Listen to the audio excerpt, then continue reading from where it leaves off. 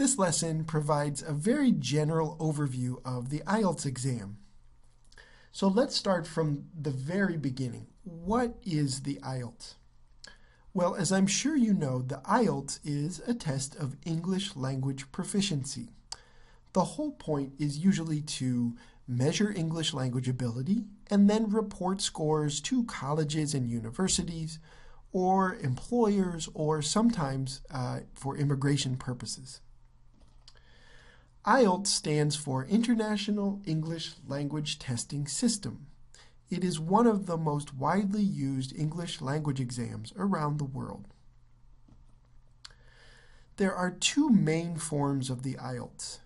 The first is the academic IELTS, and that version, as you can guess, is used mainly by colleges and universities for admissions decisions. Then there's the general training IELTS, and that one is more often used by employers or for immigration purposes and some other uses as well. In our lessons, we will cover the differences between these two exams so you can focus your studies. At this point, if you don't know already, you should definitely find out which version of the exam you will be required to take, because they are different exams. Okay, who makes the IELTS? The IELTS is a joint partnership among the British Council, IDP Education, which is based in Australia, and Cambridge English Language Assessment. The creators of this exam have intentionally made an internationally focused exam. So, for example, you can expect to hear a wide variety of accents on the listening section of the exam. You may hear Canadian accent, you may hear someone from New Zealand or Australia or the UK. Many different accents and many different forms of native English are represented on this exam. Some of the general features of this test. So the full IELTS takes 2 hours and 45 minutes to complete, and that's true for the general training and the academic IELTS. But the exam is divided into two major sections. So you have the paper exam, and on the paper exam, you will take the listening, reading, and writing sections, okay? And that will all occur in one session with no breaks. All right, so that the paper exam is separate from the speaking exam, which you schedule separately at a different time. Now, you can take the speaking exam on the same day as the paper exam, but you can also take it 1 week before or 1 week after your paper exam.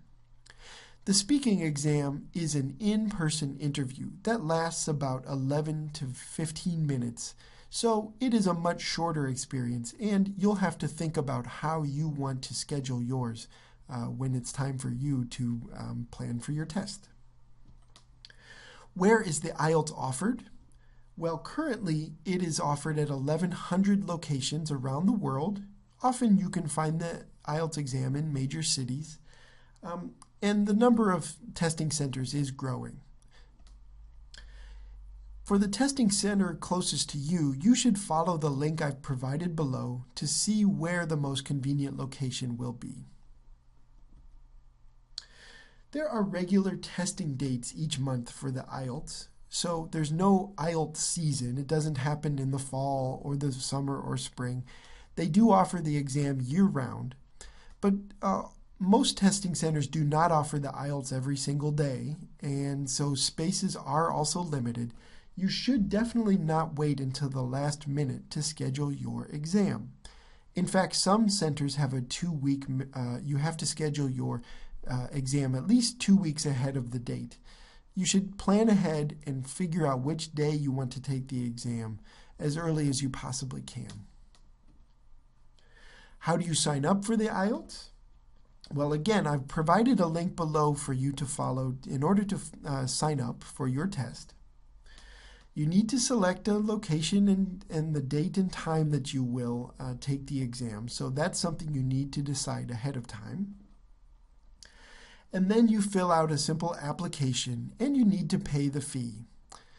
The fee is calculated differently, obviously, depending on where you are, okay? But as of right now, if you're in the US, you'll pay $200 for the exam.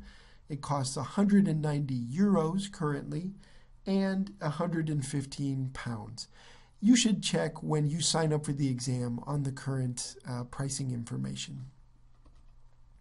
Finally, you'll have to provide a passport when you sign up for the exam. So you'll provide a copy when you originally sign up, and then on exam day you need to bring that passport with you to the center to prove that you are the person you say you are. So that's one important step you'll have to follow when you sign up for the exam. Okay, so that is really basic information about the IELTS. And in future lessons, we will cover more details about this exam.